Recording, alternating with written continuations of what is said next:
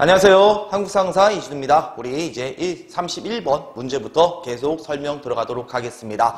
자, 여러분들 31번 가와 나식이 있었던 사실로 올바른 거 고르라고 합니다. 가와 나가 뭔지만 알면 되겠죠? 가 보시면은 여기 선교 중이었던 프랑스인 선교사 9명과 조선 사제를 학살했다는 내용이 나오고 있습니다. 자, 여러분들 바로 아시겠죠? 흥선 대운 때 바로 병인 박해가 되겠습니다. 자, 병인 박해 그렇게 들어가시면 되겠고요. 나보면 비석을 세웠다고 합니다. 비석을 세웠다. 그 비면에는 서양 오량캐가 침범한데 싸우지 않는 것은 화친하는 것이요. 화친을 주장하면 나라파람을 역적이다. 이렇게 나와 있습니다. 자, 무엇인지 알겠죠? 척합이 건립이 되겠습니다. 흥성 때 대외 정책은 여러분들 순서대로 제대로 알아야 되죠? 병, 제, 병, 오, 신, 척 이렇게 여러분이 알아두시면 되겠습니다. 병제와 병오는 친척 관계다. 뭐 여러분들 어떻게 했는지 여러분 잘 알아두시면 되겠고요. 가는 바로 무슨 박해를 말할까? 병인 박해를 의미하게 됩니다. 1866년에 일어났던 사건이 되겠죠. 그 다음에 여러분들 쟤는요. 제너럴 셔먼 사건. 이 병인 박해는 왜 중요합니까? 병인 양요의 원인이 되었기 때문이죠. 병인 연이가 똑같이 66년 이렇게 들어가시면 되고요. 우리 독일놈 포로자식 오페르트 도울 사건이 되겠고요. 신은요. 우리 민미광어 기억나시죠? 신미. 양요가 되겠습니다. 맨 마지막이 무슨 비? 척합이. 그래서 지금은 병인 박해와 척합이 건립 사이에 들어갈 내용만 고르시면 되겠습니다. 그닥 어려운 문제가 아니겠죠? 여러분들. 자, 그러면 답을 한번 골라보도록 하겠습니다. 정답은 바로 나오죠, 여러분들. 요 사이에 오페르트 도굴 사건이 있었다. 정답 몇 번? 1번 이렇게 고르시면 되겠죠? 자, 이 순서 그대로 여러분들이 알아두시면 되겠고요. 2번, 우리 오답 정리 간단히 하도록 하겠습니다. 2번. 운요 사건, 이것은 뭡니까? 강화도 조약 때 강화도 조약을 맺기 위해서 일본이 벌인 사건이죠. 1875년이 되겠습니다. 75년. 자, 그 다음에 영국군이 러시아를 견제해서 거무도 점령했다. 갑신정면 직후가 되겠습니다. 1885년. 84년이 갑신정면이니까 그 직후 85년. 이렇게 들어가시면 되겠고요. 프랑스와 조약을 체결하고 천주교 포교를 허용했다. 이것은 조미수호조교 이후가 되겠습니다. 정확한 연도까지 알 필요 없고요. 그니 조미수호조교 이후더라. 그렇게 여러분이 알아두시면 되니까 4번도 틀리게 되죠.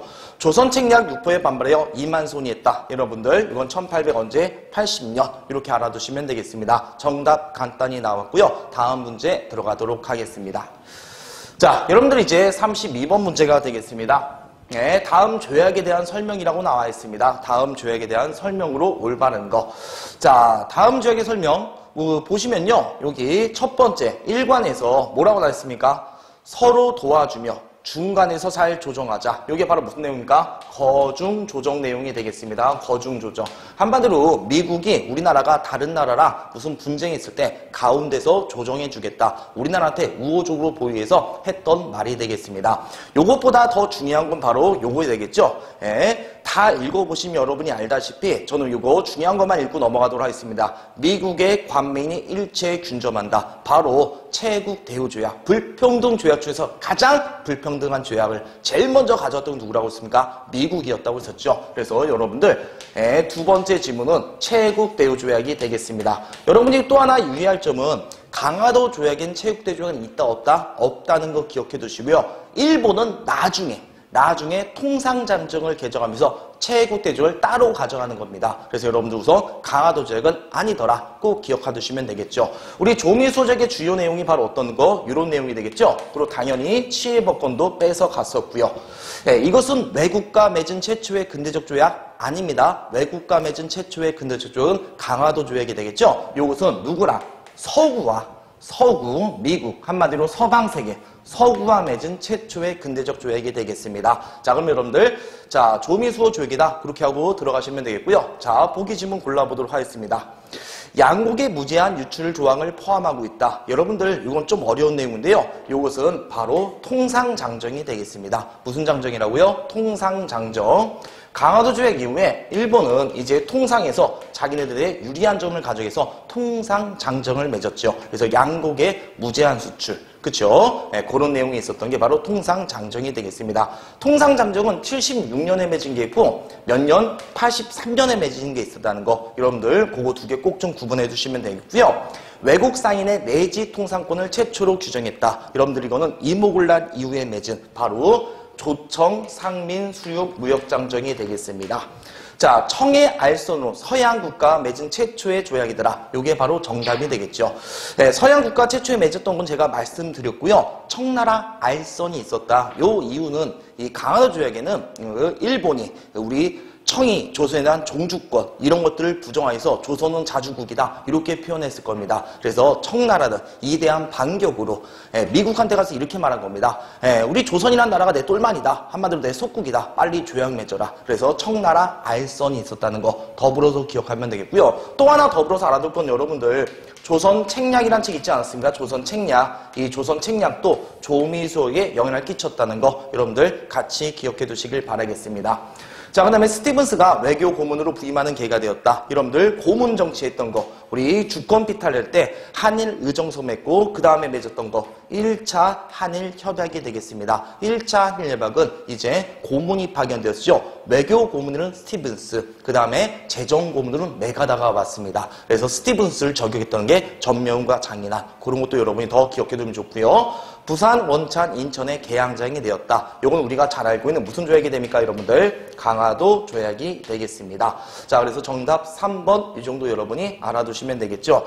여기서 좀 더 덧붙이자면 여러분들 그 강화도 조약 있죠. 다음에 이제 좀 어렵게 나면 강화도 조약이 있고 그 다음 맺은 게 통상장정, 그 다음 맺은 게 조일소 조규라고 있습니다. 그 내용들까지 여러분이 기억하시면 되겠고요. 그 통상장정은 76년과 83년이 있다. 거기까지 여러분이 꼭 좀 정리해 두시길 바라겠습니다. 아시겠죠? 자, 그래서 우리 32번 이렇게 정리했으면 됐고요. 다음 문제 또 들어가도록 하겠습니다. 자, 가 인물에 대한 설명으로 올바른 것이라고 나왔습니다. 자, 신문자가 재차 기포한 이유가 무엇이냐? 일본 군사가 침범했다. 여기가 핵심이 되겠죠. 일본 군사가 궁궐 침범했다고 합니다. 그리고 궁궐 침범한 연호를 실문하고자 했다. 그러자 일본 병사가 갖고 다니는 경성에 머무는 자를 내쫓았다. 이런 내용들이 나와 있습니다. 이거 유명한 전봉준의 바로 신문 내용이 되겠습니다. 여기서 제일 중요한 건 여기 앞에 있습니다. 재차 기포했다. 다시 한번 봉기를 켰다. 바로 2차 봉기를 우리가 알 수가 있게 되고요. 일본 군사가 궁궐을 침범했다. 요것은 바로 경복궁 침범. 그 다음에 우리에게 요구했던 게 바로 뭡니까? 바로 1차 갑오개혁의 내용이 되어 있죠. 그래서 여러분들 요거는 바로 뭐더라? 아, 전봉준이구나. 그리고 여러분들 이 사료는 매우 유명한 사료니까 기억 잘 해두시길 바라겠습니다. 매우 많이 나왔던 자료가 되겠죠. 자, 그러면 가인물에 대한 설명으로 올바른 것 이렇게 나왔습니다. 자, 을사조에게 반대를 해서 의병을 일으켰다. 을사의병장 바로 누가 될까요, 여러분들? 최익현 씨가 되겠죠. 최익현, 면함 최익현. 최익현 여러분들 한국사에서 몇 번 나옵니까? 70년 때는 강화도 조약 반대했었던 개항 반대론자, 외양일체론 그런 걸 주장했었죠. 그 다음에 나오는 게 또 언제 나옵니까, 여러분들? 바로 90몇 년에 95년, 1895년 바로 을사의병장으로 나온 게 바로 최익현 씨가 되겠습니다.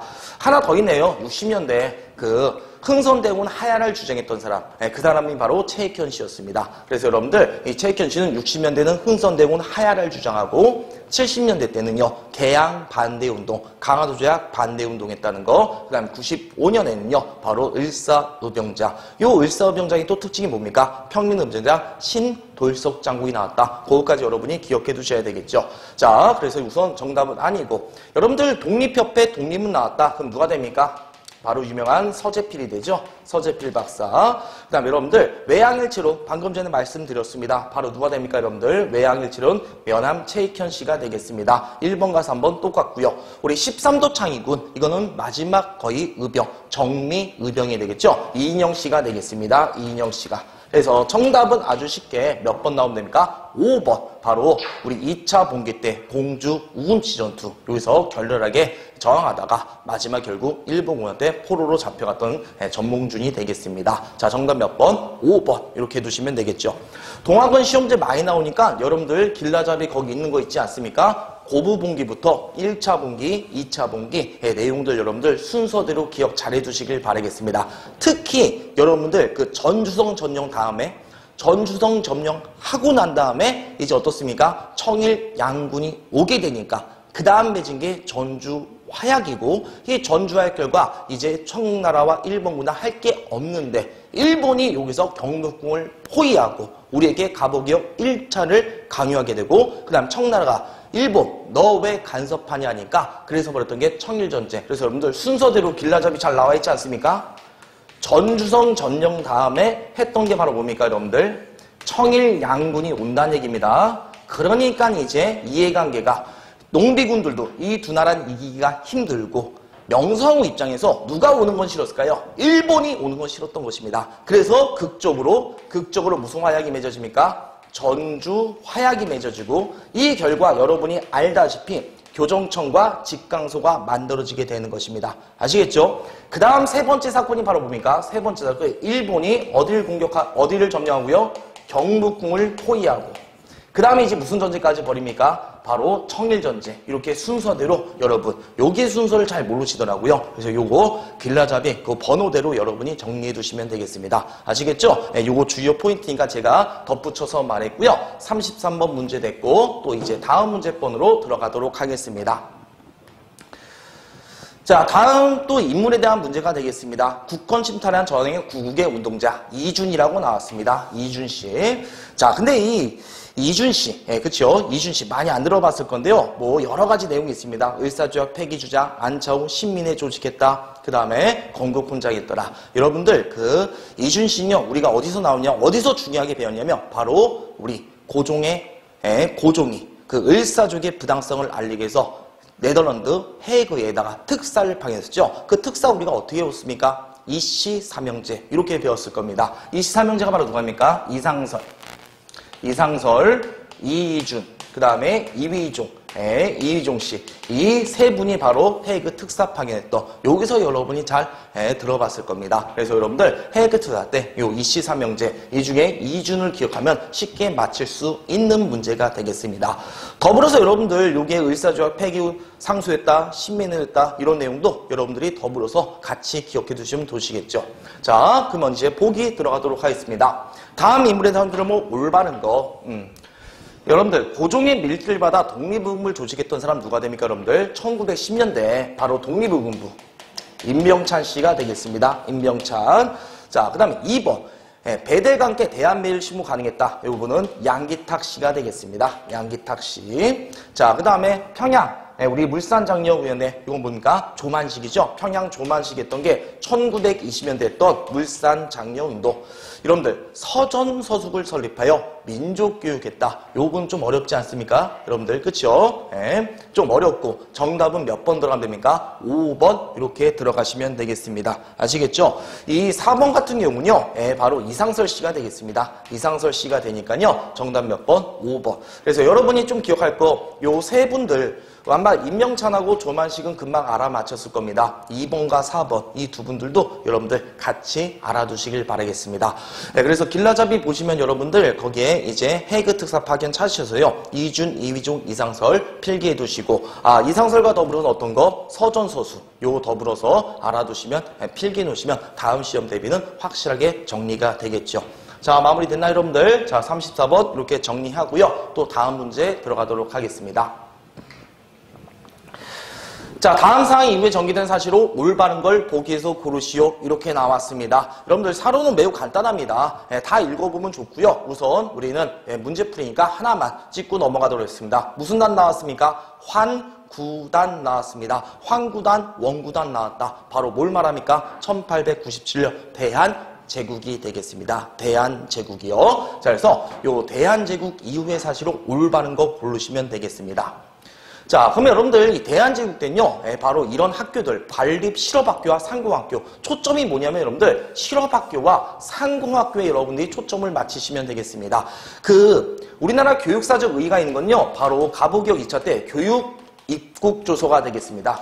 이때부터 우리나라 근대적 학제가 만들어졌다고 했었죠. 근대적 학제 6, 3, 3, 4 이런 걸 학제라고 합니다. 초등학교 6년, 중학교 3년, 고등학교 3년. 그래서 이걸 계기로 해서 만들어진 게 한성소학교, 한성중학교, 한성사범학교 이런 게 만들어지죠. 근데 여러분들 우리가 학교할 때 처음에 학교가 만들 때 뭐가 중심일까요? 실업계 학교 하면 인문계 학교? 당연히 인문계 학교가 중심입니다. 인문계 학교가 중심이 되고 그 다음에 이제 뭡니까? 나머지 실업계나 예체능이 들어가게 됩니다. 그래서 여러분들 요때는 인문계 학교가 중심이고 실업학교는 언제 때? 광무개혁 바로 대한제국 때 이런 실업학교가 되었다는 거 여러분들 같이 알아두시면 되겠습니다. 자, 그래서 기억이 맞는 얘기가 되겠고요. 기억 맞는 얘기고 두 번째 군 통수권을 장악하기 위해서 징악이 아니라 장악하기 위해서죠. 장악해서 원수배했다. 여러분들 대한제국 하면 여러분들 이렇게 많이 배웠을 겁니다. 황구단을 다루 뭐라 합니까? 원구단 그렇게도 불리죠. 그 다음에 더불어서 원자 들어가 원수부도 했더라. 그래서 여러분들 기억과 니은 정답은 1번 이렇게 들어가시면 되겠습니다. 자, 나머지는 여러분들 그 오답 정리로 알아두시면 되겠고요. 요 기기창 있지 않습니까, 여러분들? 기기창 83년. 여러분들 기기창하고요. 대부분 방문국, 우정국, 전환국, 국자로 끝나는 거 있지 않습니까? 대부분 우리가 개화정책 이후에 했던 것이 되겠습니다. 그거 다 묶어서 83년 이렇게 묶어두시면 되겠습니다. 다시 한번 강조합니다. 기기창 무슨 국으로 끝났다. 83년 이렇게 알아두시면 되겠고요. 유경경호는 그냥 어쩔 수 없이 여러분들 암기 파트가 되겠죠. 86년에 만들어진 것이 되겠습니다. 83년에 대부분 근대적 계약기구들이 만들어지지 않습니까? 방금 전에 말했다시피 기기창, 각종 뭘로 끝나더라? 국자로 끝나는 거. 그 다음에 이때 바로 어떤 거? 영역 통영사를 양성해서 동문학이 83년에 만들어집니다. 여기서 이거 다 묶어서 몇 년이라고요? 83년. 그 다음에 86년에 무슨 공원? 유경공원.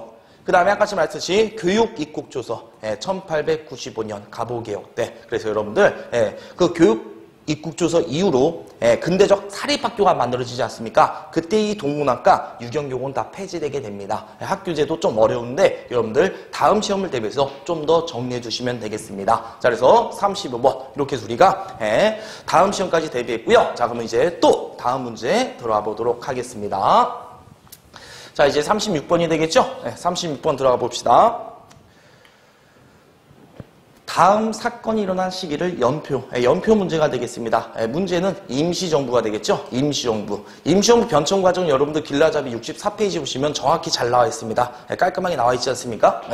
거기 보시면 금방 문제 맞출 수 있을 겁니다. 내각 책임자 국무령제, 이 내각 책임자 국무령제로 채택되게 된 거. 임시정부의 전석연 위기 때 나왔던 겁니까? 위기 때 나왔더라. 그렇죠?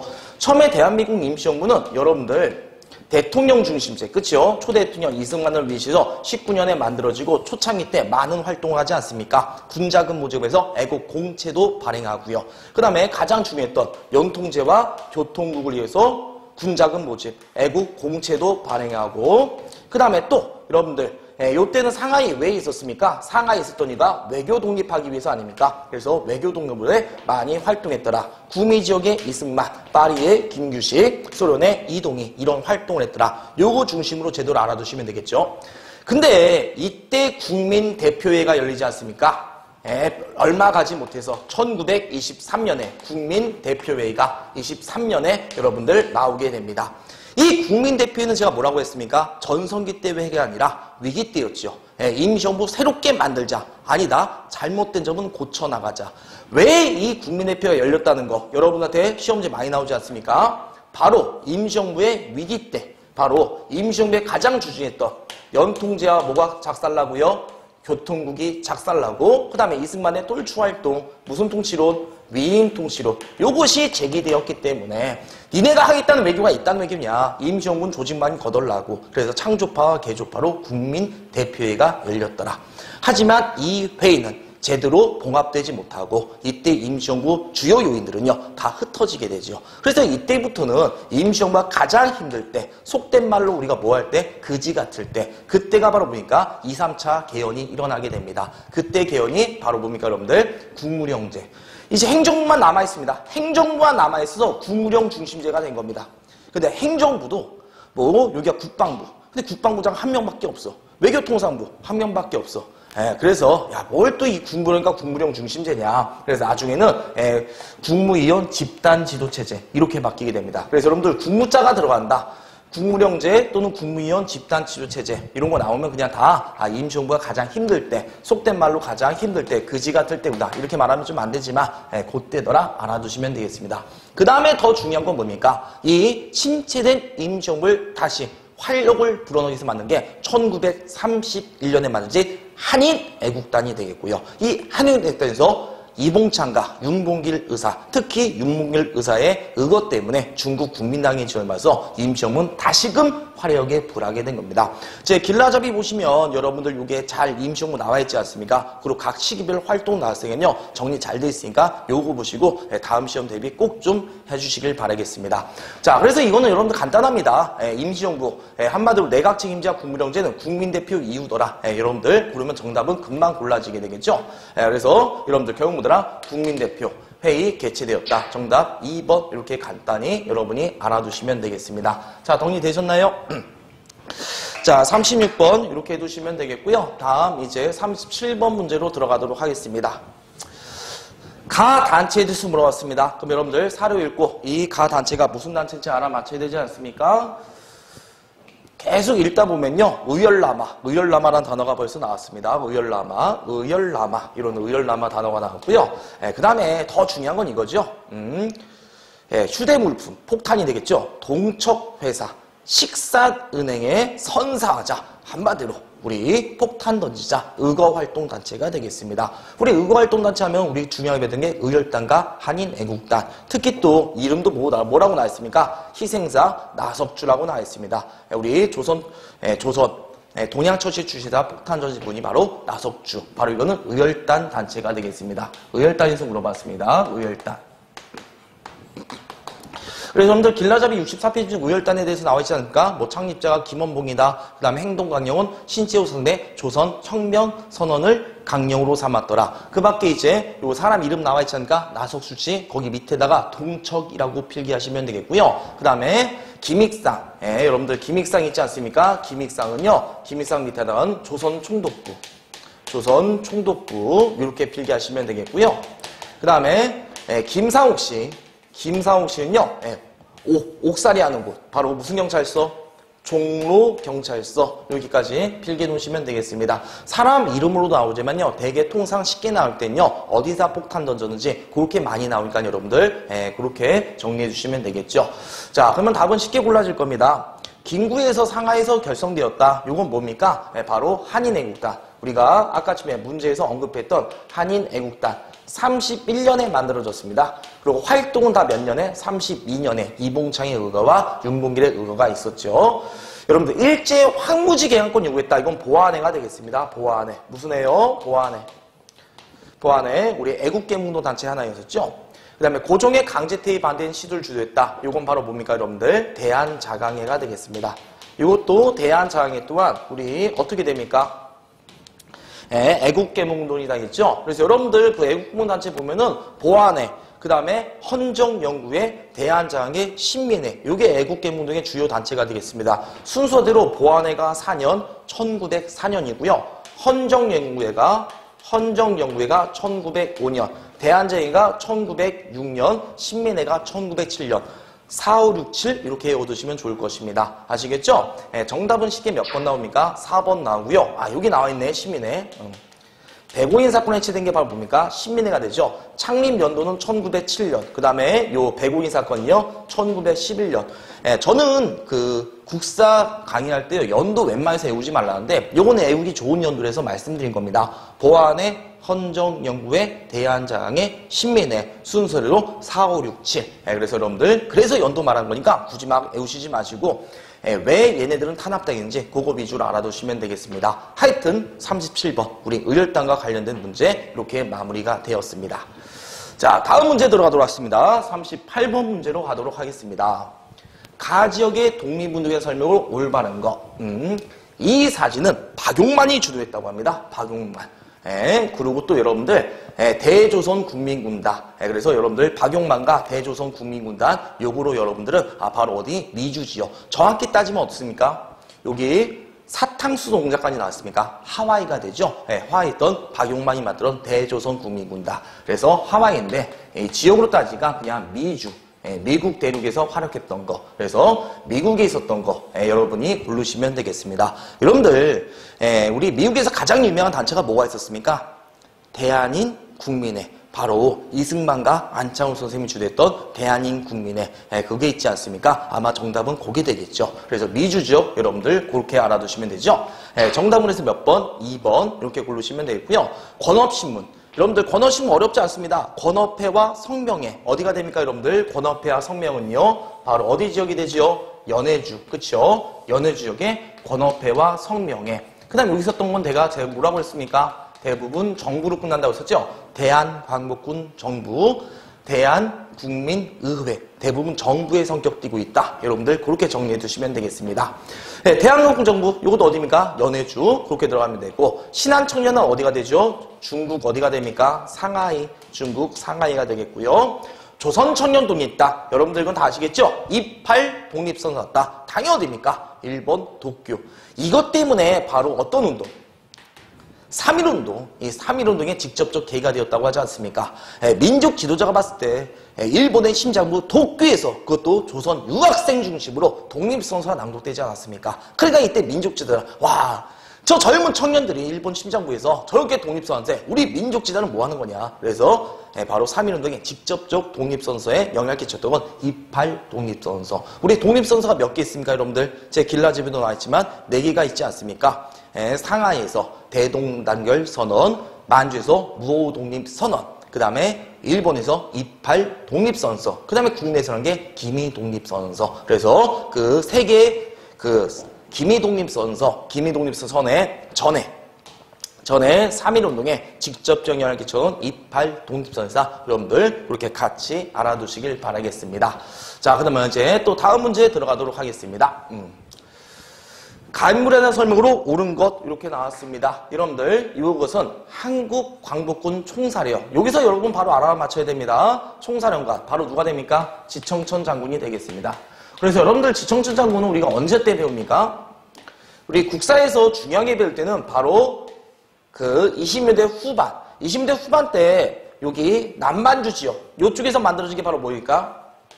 조선혁명군 조선혁명은 양세붕 장군이 있었고요. 그 다음에 여기 이쪽에서 20년대 후반 마지막에 여기서 만들어진 게 한국 무슨 군? 독립군. 여기 한국 독립군의 사령관이 바로 누구입니까? 한지 이렇게 용된다고 썼죠? 요 분이 바로 지청천 장군님. 그래서 이제 30년대 만주사변을 계기로 해서 한국 독립군은 쌍성보 대전자령, 사도하자 이런 전투를 벌이게 되고 조선혁명군은 중국군과 더불어서 중국의용군과 더불어서 영등강, 흥경성 전투를 벌이더라. 그래서 여러분들 요게 30년대 전반까지 내용이 되겠죠. 30년대 전반까지 내용이 후반에 요 단체가 만들어지고 이분들은 한중연합작전했더라. 그 다음에 나중에 한국 독립군이 어디로 와서요? 중구로 와서, 그쵸? 김구 선생과 연합하게 되고, 그리고 한국 광복군의 총사령관이 되신 분이 지청천 장군이 되겠습니다. 그래서 여기도 나와 있지 않습니까? 여기도 무슨 자령? 대전자령, 쌍성보, 대전자령, 사도하자 전투. 자, 그래서 이 인물과 관련된 거는 간단히 정답 몇 번 나오면 됩니까? 2번. 이렇게 여러분들이 알아두시면 되겠습니다. 다 되셨나요, 여러분들? 그 다음에 승무학교를 설립하여 독립군을 양성했다. 이분들은요, 솔직히 좀 잘 안 나오신 분이니까 여러분들이 안 해도 되겠고요. 3번 있지 않습니까? 독립군 비행사령소요. 한인 비행학교입니다. 이건 노백린 씨가 되겠습니다. 노백린 씨가 되겠고요. 그 다음에 독립군 연합부대를 이끌었다. 바로 유명한 김자진 장군님이 되겠죠. 김자진 장군님이 되겠고, 그 다음에 일제 패망과 그 다음에 광복을 대비해서 조선 건국동맹을 만들었더라. 요건 바로 뭡니까, 여러분들? 원모한 투봉, 바로 김두봉 아저씨가 되겠습니다. 자, 여러분들 이렇게까지 정리해주면 우리 몇 번까지 문제가 됐습니까? 9번까지 문제가 다 되었습니다. 이 승무학교 만드신 분요, 이근영, 양기선, 이근영과 양기선 분이 되었다고 합니다. 근데 솔직히 저도 잘 모릅니다. 그래서 여러분들 1번은 그냥 찾아보실 분은 찾아보시고요. 2번부터 5번까지 여러분이 잘 기억해 두시면 되겠죠. 자, 그럼 이제 40번 문제 들어가도록 하겠습니다. 여러분들 40번 문제. 자, 다음 글 쓴 인물의 활동으로 올바른 것 이렇게 나왔습니다. 여기 읽어보시면요. 많이 나왔고요. 여러분이 나온 거 나왔습니다. 핵심 단어. 옛사람이 이르기를 나라는 멸할 수 있으나 역사는 멸할 수 없다. 나라가 형체면 역사는 정신이다. 바로 끝났어요. 여러분들. 바로 정신. 뭘 말합니까? 혼. 우리 민족주의 사회의 한 분. 신채호 선생과 또 한 분이 바로 누굽니까? 바로 박은식 선생님이 되겠습니다. 박은식 선생님. 그래서 여러분들 박은식 선생님은 혼사상을 강조했죠. 혼사상을 강조했고 그리고 이분이 치은 제게는 다 뭐가 들어갔다는 게 특징입니까? 희응자가 들어간다고 하지 않았습니까? 바로 한국 독립운동지열사, 한국통사 이런 책을 지었습니다. 한국독립운동지열사, 한국독립운동지열사. 여러분들 독립운동지열사니까 독립운동이니까 무슨 사? 근세사에 초점 맞췄더라. 이 반면에 여러분들 신채호 선생님 있지 않습니까? 신채호 선생님은 어떻다고 그랬습니까? 여러분들 독사신론, 그렇죠? 난가사상을 향했죠. 난가사상. 그다음 이분이 지었던 책은요, 다 앞글자가 뭡니까? 조선자, 조선사, 영구초, 조선상고사, 조선상고사. 그래서 이분은 무슨 사? 고대사에 집중했더라. 여러분들이 이렇게까지 민족주의 사학은 매우 중요하니까 여러분들 기억 잘 해두시길 바라겠습니다. 자, 그래서 정답은 바로 3번 한국독립운동지열사 이렇게 부르시면 되겠고요. 나머지 오답 정리 들어가도록 하겠습니다. 여러분들 1번 진단학회 했다. 이건 뭡니까 여러분들? 바로 진단학교를 창립하고 진단학교 했다. 실중주의 역사가들. 실중주의 역사가들 아닙니까? 실중주의 역사가들. 바로 이병도와 손진태 그렇게 되겠습니다. 이병도와 손진태. 자, 그 다음에 여러분들 여의당전서. 이거는 조선학운동이라고 하죠. 1930년에 나왔던 거. 민족주의 사학의 장점을 계승하고 단점을 보완해서 만들어진 거. 1930년에 나왔던 조선학운동이고요. 안지홍과 정인봉 씨가 가장 유명하다. 안지홍과 정인봉. 자, 그 다음에 독사신론을 했다. 바로 누굽니까? 신채호 선생님이 되겠고요. 5번 매우 중요합니다, 여러분들. 정체성론, 세계사서 보편서. 바로 일본이 만든 정체성론을 극복하여서 유물사관을 받아들인 백나문 씨. 백나문 씨. 이 백나문 씨는 일명 무슨 주의 사학이 됩니까? 사회주의 사학이죠. 사회주의 사학. 유물사관, 칼 마르크스의. 그래서 이건 몇 년대라는 게 중요합니까? 우리 사회주의가 몇 년대 들어왔습니까? 1920년대 들어오지 않습니까? 이게 매우 중요한 내용입니다, 여러분들. 그래서 우리나라 문학에서도 그 사회주의 문학이 나온 거 다 몇 년대? 20년대. 카프 문학 또는 푸거 문학이라고 하지 않습니까? 그거랑 더불어서 여러분들 꼭 기억하시면 되고요. 백나무 씨가 저술한 책은 매우 간단합니다. 애우기가 좋죠? 대부분 경제사. 유물사관이 뭡니까? 유물사관이. 유물.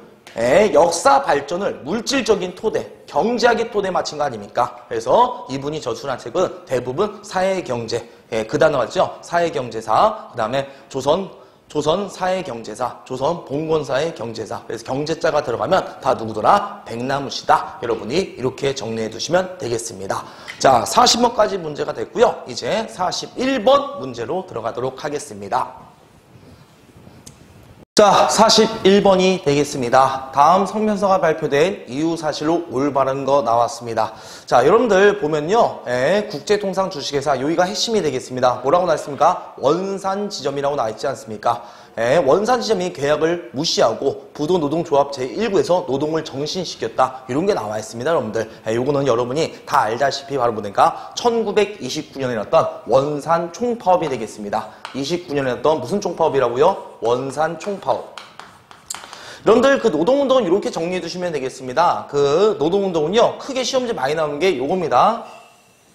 지금은 이유사실 본론이라는 거 아닙니까? 이유사실. 우선 여러분들 1920년대부터 이제 노동운동 나옵니다. 제가 아까 침에 그 40번 문제에서 나왔었지만 사회주의 있지 않습니까, 여러분들? 사회주의 몇 년대부터 나옵니까? 1920년대부터 우리나라에 들어옵니다. 그래서 역사계수 사회경제사학인, 사회주의 경제사학인 백나무 씨의 사회주의 사학이 나오고요. 문학에서도 카프 문학, 프로 문학 이런 게 나오게 되고, 그 다음에 이제 20년대 또 노동 문제가 나오게 됩니다. 그럼 20년대 노동운동의 특징은요?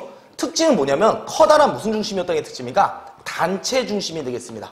그러니까 여러 단체가 있습니다. 뭐 조선노동총동맹, 그다음에 조선농민총동맹, 그리고 노동과 농민이 합쳐서 조선노농총동맹, 이렇게 커다란 단체 중심이었고요. 대부분 주장 내용은 어떤 주장이 주가 됩니까, 여러분들? 생존권 문제가 되겠습니다. 이런 말한 생존권은 어떤 거 말합니까? 바로 경제투쟁, 뭐 노동시간을 줄여달라, 그렇죠? 임금을 높여달라, 이런 것들이 주가 되겠습니다. 그 다음에 이제 1923년 이 원산총파업을 계기로 해서 30년대 가서 이제 노동운동은 그 양상이 좀 달라지게 됩니다. 그 양상이 어떻게 달라진다 합니까? 혁명적 조합으로 바뀐다고 합니다. 무슨적 조합? 혁명적 조합으로 바뀌게 됩니다. 혁명적 조합. 이것도 단체긴 단체가 되겠습니다. 근데 이 단체는 어떠한 조직? 소규모 조직. 이에 반면 20년대 어떻습니까? 커다란 단체로 되어 있습니다. 여러분이 봤을 때 어떤 게 훨씬 더 일본 입장에서 탄압하기 힘들까요? 바로 30년대. 아주 소규모 세무니까 하나 죽여봤다 나머지가 살아있게 되는 겁니다. 그 특징 알아두시면 되고요. 이때부터는 이제부터 무슨 적 투쟁도 나옵니까? 정치적 투쟁도 나오게 됩니다. 정치적 투쟁. 여기서 말하는 정치적 투쟁이라는 이런 것들입니다. 뭐 단일당 결성을 우리한테 허락해달라. 그 다음에 일본의 그 포갑적인 제도, 정치 제도를 없애달라. 이런 구호가 나오면 이건 몇 년대? 30년대 구호. 그 다음에 농민층 운동에서도 이제 뭘 폐지해라? 지주제를 폐지해달라. 지주제 폐지, 다른 말로 토지를 토지를 분배하자. 이런 것들은 나오는데 30년대 운동. 대부분 문제 이런 정도 알아두면요, 여러분들 나머지 문제도 다 풀릴 수가 있을 겁니다. 하지만 이 문제는요, 솔직히 좀 어렵게 나왔던 문제죠. 여러분들이 좀 어려웠던 문제다. 그렇게 알아두시면 되겠습니다. 근데 이걸 제가 말한 이유는 여러분들 이 정도만 알면 웬만한 노동 문제 다 풀립니다. 꼭 좀 알아두시길 바라겠고요. 자, 조선노동총동맹과 조선농민총동맹, 여러분들 이거 아까지 말했듯이 커다란 단체 중심이니까 20년대가 되겠습니다. 20년대. 자, 그래서 1번 아니고요. 2번 경성공릉여장직구. 요거 또한 여러분들 아사동맹 결성했다고 하지 않습니까? 요거는 여러분들이 좀 같이 필기해 두시면 되겠습니다. 제 길라잡이 보면 이렇게 나와 있는데 여기다 요것도 하나 더 필기해 두시면 되겠습니다. 이거 20년대가 되겠습니다. 3번 노동자 강주룡이 을미대짐에서 고공농성을 정했다. 우리나라 최초의 고공농성이 되겠습니다. 이게 몇 년이냐면 32년. 그래서 정답이 3번이 되겠습니다. 솔직히 되게 어려운 문제입니다, 여러분들. 노동문제 치고 되게 깊게 나왔으니까 여러분들 그렇게 알아두시면 되고, 요즘에 지금 여러분들 현재 고공노동 지금도 일어나고 있습니다, 여러분들. 목동에서. 그분을 기르기 위해서 아마 나온 문제가 아닐까 그렇게 생각되는데요. 여러분들 저 3번도 같이 필기해서 알아두시길 바라겠습니다.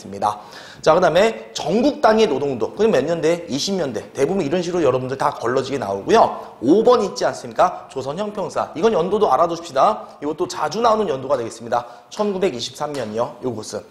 이 형평사는 왜 시험제 또 많이 나오냐면은 우리가 가보기업대 신문제가 폐지되었지 않습니까? 1894년에. 근데 1923년까지 사람들의 의식은 잘 안 바뀌는 겁니다. 그래서 시험제 많이 나오니까 여러분들 이 조선형평사도 별표 치고 꼭 좀 같이 알아두시길 바라겠습니다. 41번 문제 됐고요. 다음 42번 문제 들어가도록 하겠습니다.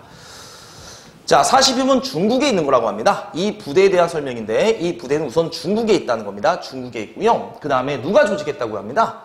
바로 김원봉이 조직했다고 나와 있습니다. 벌써 끝났죠, 여러분들. 그리고 이 부대는 중일전쟁 발발 직후가 되겠다고 합니다. 그럼 끝나지 않았습니까, 여러분들? 중일전쟁이 몇 년입니까? 1937년.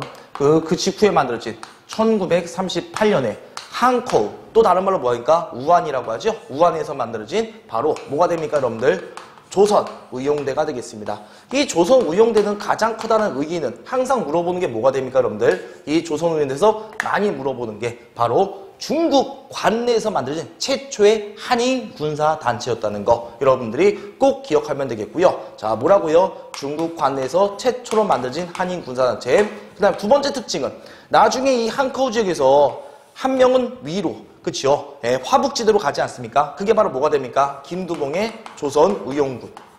조선의용군이 되고, 나중에 결국 김원봉은 어디로 들어옵니까? 임시정부 휘하로 들어오지 않습니까? 그래서 여러분들 이 두 개의 특징은 여러분이 꼭 좀 기억 잘 해두시길 바라겠습니다. 자, 그래서 가부대는 조선의용대니까 이 정도 지식 갖다가 한번 보기 선택지 가보도록 하겠습니다. 1번 간도참변 이후 조직을 재정비하고 자유시로 냈다. 이건 여러분들 바로 보니까 대한독립군단이 되겠습니다. 한마디로 간도참변 이후에 그 밀산부 한홍동에서 대한국민군단 국민군단입니다. 군단. 요게 초점 맞추시면 된다. 예, 대한독립군단. 죄송합니다. 대한독립군단. 그러니까 제가 말씀드리는 거, 대한독립군은 홍범도 장군이 이끌었던 군대고, 군단이면은 바로 뭐가 됩니까, 여러분들? 군단이면은 그 밀산부 한웅동에서 모였다가 나중에 소련용으로 이동한 부대. 그렇게 여러분이 정리 잘 해주시면 되겠습니다.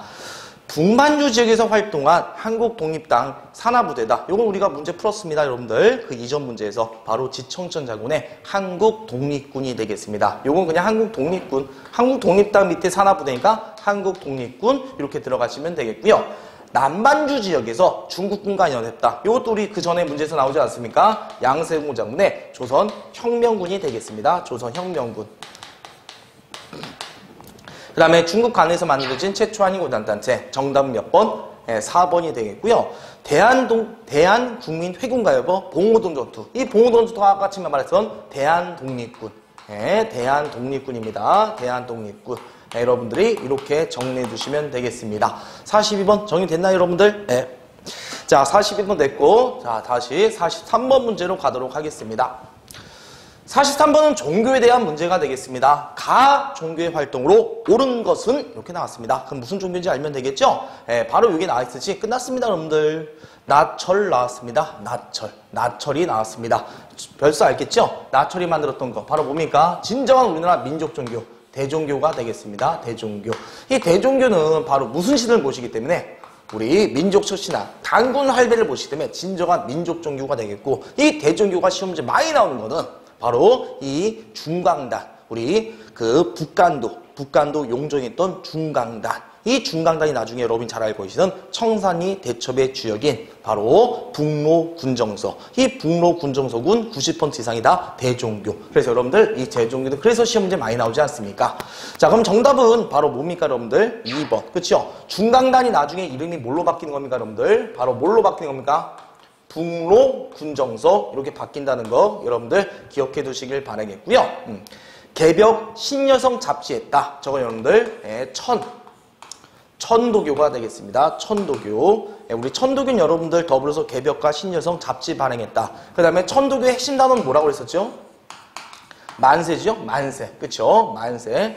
3.1 만세 운동도 천도교가 많이 주도했고요. 60 만세 운동은 천도교가 조선 공산당과 주도했었고, 그래서 3.1 만세 운동, 60 만세 운동 다 관련 있더라. 되셨죠? 그 다음에 손병희 사위가 누구라고 했습니까? 천도교의 교주 손병희 사위가 소파 방정환. 그래서 여러분들 어린이날도 뭐랑 관련있다? 천도교와 관련있다. 그래서 천도교는 만세 만세 어린이 만세 그렇게 기억해 두시면 되겠고요. 자, 3번 배지합당세였다. 여러분들 저거는 대부분 학교는 뭐랑 관련있다고 했습니까? 대부분 학교 나오면 그냥 기독교다. 이렇게 들어가시면 되겠습니다. 의민단도 좀 어렵게 나왔습니다. 여러분들 천주교가 되겠습니다. 천주교는 대부분 고아원과 양로원 이런 거랑 많이 관련있죠. 근데 여러분들 의민단도 같이 알아두시면 되겠고요. 어린이 나왔다. 방금 전에 봤지? 천도교가 되겠습니다. 43번 그 길라잡이 여러분들 제 교재에 그 종교활동 잘 나와 있으니까 여러분들 그거 그대로 잘 봐주시길 바라겠습니다. 자, 다음 44번 들어가도록 하겠습니다. 그 44번 보시면 여러분들 길잡이 보시면 거기 우리 잘 안 나오는 주제가 되겠습니다. 이게 잘 안 나오죠, 여러분들. 치안유지법 해갖고 1920년대. 그렇게 되면 안 됩니다, 여러분들. 핵심은요, 요게 되겠습니다. 예방구금. 예방을 해서 미리 다시 한번 구금한다는 겁니다. 예방을 하기 위해서 죄지었던 사람, 우리 한 번 죄지은 사람 처벌한 다음에 또 처벌합니까? 그거 아니지 않습니까, 여러분들? 이 사상범 예방구금령이라고 해서 예전에 체제 전복을 했던 그 사상범들을 요놈이 또 저지를 수 있을 거라는 생각이 드니까 미리 예방처에서 구금한다는 겁니까? 말도 안 되는 법이 되죠, 여러분들. 그런 게 어디 있습니까, 여러분들? 한 번 범죄는 그냥 계속 범죄되다. 너는 분명히 범죄 저질 거니까 미리 우리는 구금하겠다. 이런 법이 되겠습니다. 요건 바로 민족 말살 통치이기 때 나왔던 41년에 됐던 사상범 예방 구금령이라는 것이 되겠습니다. 좀 어렵지 않습니까? 근데 제 길라잡이 거기 그 민족 말살 통치 내용 나와 있으니까요. 거기다 별빛 치고 이런 것도 그냥 같이 알아두시면 되겠습니다.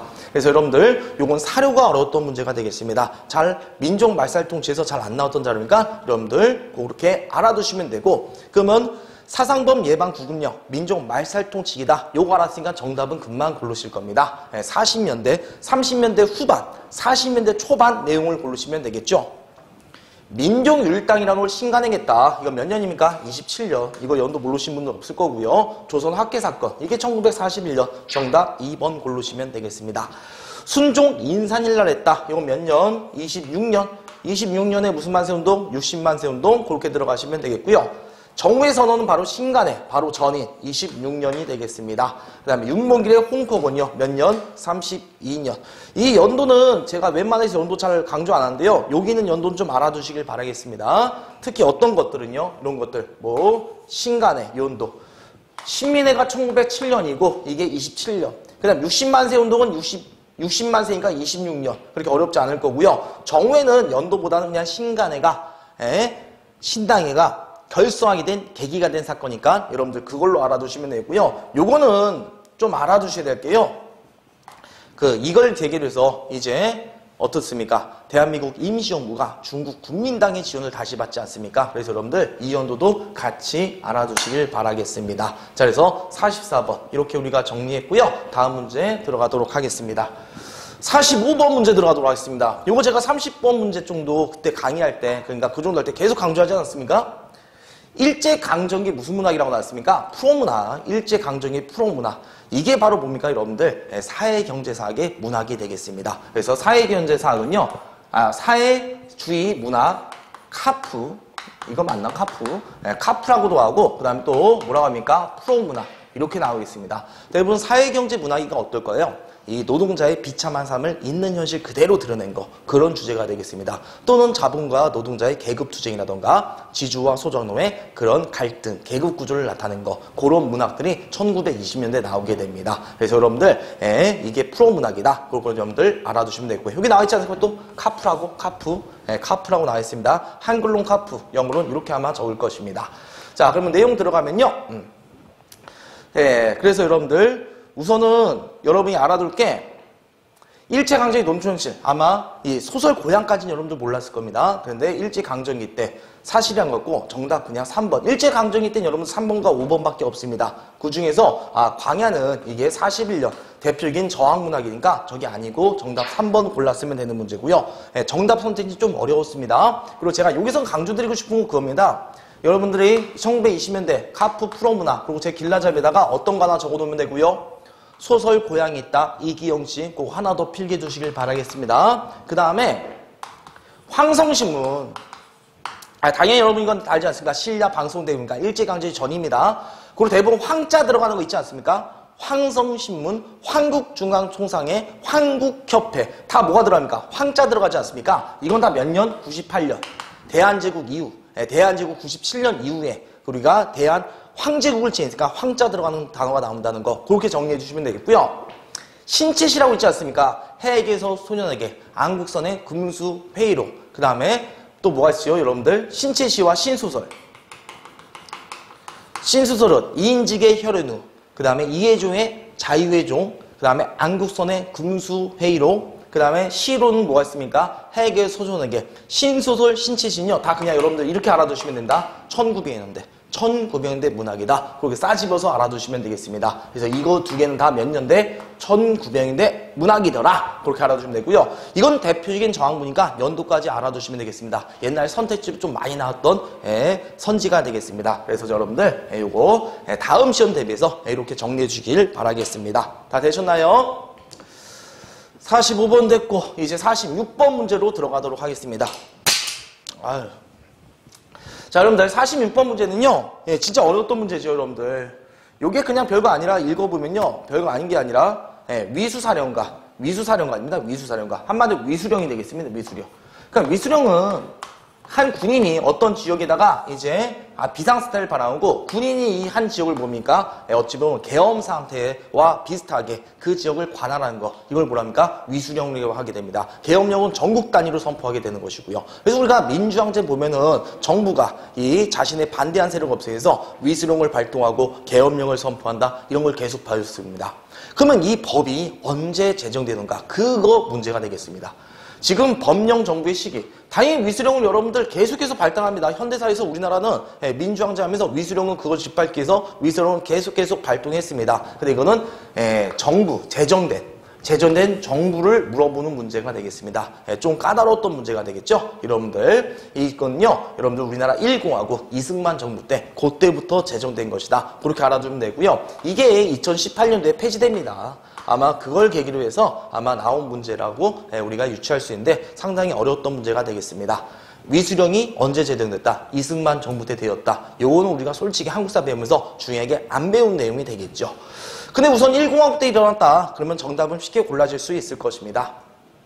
5년 단임제, 직선제 개헌했다. 이건 1987. 몇 월 민주항쟁? 6월 민주항쟁이 되겠고요. 부정선거했다. 정답 2번. 호헌 철폐, 독재 타도. 이것도 뭡니까, 여러분들? 6월 민주항쟁이 되겠습니다. 이것도 이것도 6월 민주항쟁. 그치, 여러분들? 박종철 공시사 사건. 그래서 6월 민주항쟁은 여러분이 꼭 기억할 게 4.13 호헌조치, 6.29 민주화 선언. 그거 꼭 좀 기억해 두시길 바라겠습니다. 신군부는 뭐랑 관련있습니까, 여러분들? 전두환과 노태우. 걔네들을 뭐라고 합니까? 새로운 군부 세력이다. 신군부라고 하지 않습니까? 그래서 이거에 한 거에 설동은 5.18 민주항쟁. 여러분이 그렇게 정리해 두시면 되겠습니다. 자, 46만 마리 되셨나요? 46번 이렇게 쓰면 됐고요. 다음 문제 또 들어가도록 하겠습니다. 다음 기사내에 보도된 정부의 시기사실로 올바른 거 고르라고 했습니다. 자, 여기 보면요, 여러분들 37년간 지속되어 온 야간 통행 금지가 전국적으로 해제될 예정이다. 이렇게 나왔습니다. 결국 야간통제법이 해지되는 걸 말합니다. 대부분 여러분들 이 박정희 유신 때 엄격한 통제가 있지 않았습니까? 그 다음 정권이 바로 전두환 정권 제5공화국이 되겠고요. 이 전두환 정권은 어떻습니까? 국민들한테 좀 이렇게 인기를 얻기 위해서 인기 정책을 하게 됩니다. 그래서 우리가 일명 무슨 정책입니까? 회유 정책 그렇게 말하죠. 그리고 당연히 자신한테 개긴 애들은 뭡니까? 강경하게 짓밟았죠. 그래서 전두환 정권은 회유 정책과 강경책을 적시적절하게 사용했더라. 그래서 대표적인 회유 정책이 뭐가 있습니까, 여러분들? 각종 무슨 화를 열어줬더라? 자유화를 열어줬다. 이렇게 여러분이 정리해 주시면 되겠습니다. 각종 자유화, 뭐가 될까요, 여러분들? 바로 야간통제 금지 해지, 대표적인 자유화 정책이 되겠습니다. 해외여행도요, 뭐 해주고요? 금지했던 걸 풀어주고요. 이제 해외여행도 자유화되고, 그 다음에 학생들이 좋아하는 교복도 이제 자유화 시켜주고요. 사회 각변에서 각종 자유화 조치가 나온다. 여러분들 이렇게 기억하면 되겠습니다. 그 다음에 또 유명한 정책이 뭡니까? 3S 정책 있지 않습니까? 3S 정책. 한마디로 정치에 관심 갖지 말아라. 그래서 스포츠, 아저씨들은 스포츠에 열광하게 프로야구, 프로축구가 출범하게 되는 것이고요. 그 다음에 S, 스크린. 이 젊은이들은, 대학생 젊은이들은 영화관 가라, 스크린. 그 다음에 이제 또 하나 S는 이제 유흥산업, 이런 것들 많이 열어주게 되는 것입니다. 이 강경책의 대표적인 거 뭐 있습니까, 여러분들? 강경책인 거, 그 유명한, 무슨 교육대? 삼청교육대. 한명은 진짜 새 사람 되죠? 진짜 새 사람. 제가 말한 새 사람이란 건, 그렇죠? 좋은 의미로 말한 건 아닙니다. 자, 그 다음에 또 어떤 거 있습니까, 여러분들? 언론 통폐합. 언론 통폐합. 땡뉴스 아저씨 아닙니까? 그래서 여러분들, 이 정부 시기, 전두환 시기 정부 때는 여러분들 요거 위주로 많이 나오니까요. 잘 기억해 두시면 되겠습니다. 자, 그럼 벌써 나왔네요, 여러분들. 1번이죠? 프로야구. 바로 어떤 걸 말합니까? 3S 정책이 일환. 그 다음에 강경책이란 언론 통폐합. 그래서 정답은 1번 고르시면 되겠고요. 이 가정을의 준칙은 여러분들 박정희 정부 때 했던 겁니다. 박정희 정부 때 69년에 그렇게 알아두면 되고요. 재건국민운동본부. 여러분들 재건. 국가를 새롭게 만들겠다는 얘기죠. 우리 박정희는 어떻습니까? 처음에 군정기로 다스릴 때 뭘 만들었다고 우리가 배웠었죠? 군정기 때 했던 게 국가재건 최고회의. 그쵸? 그래서 이건 재건이니까 아마 박정희 정부 군정기구나. 여러분이 이렇게 정리해 두시면 되겠습니다. 되셨죠? 그래서 군정기 때 했던 게 바로 국가재건 최고회의. 그 다음에 정치활동 무슨 법? 정화법에서 깡패들 때려잡고, 그 다음에 몇 차 개헌? 5차 개헌하고, 그 다음 5차 개헌에 나와서 드디어 몇 공화국? 3공화국이 출범하더라. 여러분들 박정희는 그렇게 정리해 두시면 되겠습니다. 40점 문제도 됐고요. 자, 이제 다음 48번 문제 들어가도록 하겠습니다. 좀 어려웠던 문제죠. 이것 또한 사료가 많이 나왔습니다. 사료가. 여러분들 여기는요 그겁니다. 합작위원회, 그 다음에 친일파 민족 반역자를 처리할 조례를 본 합작위원회에서 하자. 여기가 핵심이 되겠죠. 바로 우리가 친일파 처단 해방 이유가 되겠죠. 그 다음 위원회 나왔다. 합작위원회. 그럼 여러분들 알 수 있을 겁니다. 무슨 합작위원회? 좌우합작위원회가 된다는 거 알 수가 있겠고요. 그 다음에 여러분들 공동위원회 제안은 최고 5년간 기간에 4개국의 신탁 통치하자. 그럼 이건 뭡니까 여러분들? 모스크바 3상회의가 되겠습니다. 모스크바 3상회의. 그 다음에 다는 뭐냐면요. 외국군자 철퇴 후 하기 제정당 단체들, 제가 보니까 모두 제자죠. 모든 정당과 모든 사회단체들의 뭐 이런 거 나왔다. 바로 김구선대 남북한 제정당, 제단체 연석회의. 한마디로 이것은 언제 나왔던 겁니까? 바로 단독선거 5월 10일, 우리 48년 5월 10일 당송성 남한의 단독선거 반대에서 나왔던 사료구나. 여러분이 이렇게 유추하시면 되겠습니다. 순서대로 따지면 어떻습니까 여러분들? 모스크바 3상회의, 그 다음에 좌우합작위원회, 5월 10일 총선거 반대했던 남북한 연석회의. 이래서 순서대로 나아가다. 아마 정답이 이렇게 될 겁니다. 그래서 여러분들은 여기 파트 있지 않습니까? 해방 직후부터 우리 정부 수립까지 있지 않습니까? 제 길라잡의 그 순서대로 여러분들. 여긴 되게 복잡합니다, 여러분들. 그래서 여기 길라잡에 나와 있듯이 여러분들 그 순서대로 45년부터 46년까지는 포고령, 그 다음에 건준, 건국준비위원회, 그다음에 모스크바 3상, 그 다음에 이제 1차 미소, 그 다음에 이승만의 정읍발언, 좌우합작위원회, 그 다음엔 2차 미소, 그 다음에 유엔 소총회. 이렇게 여러분들이 순서대로 잘 기억해 두시면 되겠습니다. 맥락대로요. 아시겠죠? 자, 48번 됐고요. 49번 문제 들어가도록 하겠습니다. 그럼 이거 어렵지 않은 문제입니다. 49번은요. 원조 나왔습니다. 여러분들. 정부 시기의 외교정책이라고 하는데 군사 원조, 그 다음 월남 파병. 이게 끝났습니다, 여러분들. 월남에 파견한다. 바로 베트남 파병이 되겠죠. 박정희 이제 군정기를 지나서 상공화국 때에서 제일 먼저 했던 게 뭡니까? 자신의 반대파는 빨간색 칠해서 때려주고, 그 다음에 지금도 박정희 아저씨 욕하면 되게 싫어하시는 분들 있지 않습니까? 바로 박정희의 신화, 경제발전. 근데 경제발전하기 위해서 뭐가 필요했습니까, 여러분들? 돈이 필요했었죠, 돈이. 그래서 여러분들 바로 군정기가 몇 년에? 60년부터 63년에 끝나게 되고, 그 다음부터 이제 상공화국 4년 단위로 잘라주는데요. 67년, 그 다음에 71년. 이렇게 나눠지는데, 바로 여러분들 여기 63년 이후 상공화국 출범하자마자 동구하기에서 했던 게 65년에 했던 게 바로 뭡니까 여러분들? 바로 굴욕적인 회담, 한일협정, 김종필 오이라 매무각성, 그 다음에 또 무슨 파병이 되겠습니까? 베트남 파병. 여러분들 이 베트남 파병이 진짜 우리나라한테 어쩌면 외화벌이 엄청나게 있다고 보시면 되겠습니다. 대부분이 월남전쟁 언제 끝난지 모르죠. 이거 75년까지 합니다, 여러분들. 그때 동안 달러가 군인들 월급 받지 않습니까? 달러로 직수입되는 겁니다. 그래서 엄청난 경제발전에 작용이 들었던 게 바로 베트남 파병이 되겠습니다. 그래서 여러분들 정답은요. 한일협정 맺었다. 쉽게 나올 겁니다. 남북한이 유엔에 동시 가입했다. 이거는 누구 때입니까? 여러분들 바로 노태우 정권 때죠. 우리 노태우 정권 때는 여러분들 어떤 외교가 있었습니까? 드디어 냉전이 다 90년대 끝나지 않습니까? 동독과 서독이 끝나면서. 그래서 북방 외교했더라. 드디어 중국과 러시아라 우리가 수교했고, 이런 분위기를 바탕에서 남북한 유엔에 동시가입, 남북한 기본안에서 남북한 비핵화 공동선언. 거기다 보니까 노태우 정권 때 내용이 되겠습니다. 그래서 이거 두 개 다 노태우. 그다음 OECD 가입했다. 누구의 업적입니까? 어느 정권? 김영삼 정권의 업적이죠. 그래서 우리가 OECD에서 모든 상위권, 그렇죠? 순위 다 쓸지 않습니까? 자살률, 실업률, 뭐 이런 것들 다 우리가 순위 다 읽고 있고, 칠레와 자유무역 협정했다. 이건 뭡니까 여러분들? 노무현 정권 때가 되겠습니다. 노무현 정권 때가. 정답 몇 번? 5번. 이렇게 해두시면 되겠죠. 자, 드디어 여러분들 이제 50번 문제로 들어가도록 하겠습니다. 다음 문서를 접수한 정부의 외교정책으로 올바른 거. 자, 여러분들 여기 읽다 보면요. 뭐라고 나왔습니까? IMF 외환위기 이렇게 나왔습니다. IMF 외환위기로 어우러진 중산층과 서민층의 삶을 위해 노력하겠다고 강조가 나왔습니다. 바로 IMF를 우리나라 세계에서 가장 빠르게 극복했던 김대중 정부의 바로 외교정책, 그걸 고르면 되겠습니다.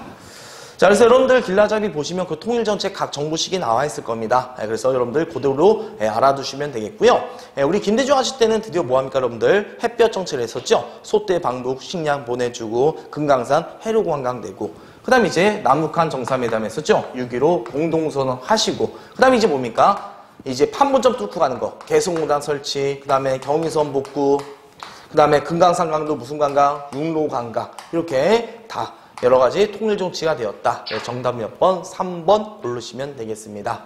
이것도 아까 말했습니다. 이건 우대 노태우 정권 때. 이산가족은요 85년 전두환 정권 때가 되겠죠. 남북한 기본합의서 이거 둘 다 노태우 정권 때가 되겠습니다. 그 다음 5번요 7.4 남북공동선명. 남북주절위에는 바로 박정희, 그쵸? 72년에 했던 박정희 정부의 통일정책이 되겠습니다. 그래서 여러분들 통일정책은요 이렇게 길라잡이 나이트제 잘 정리해 주시면요 마무리가 될 것입니다.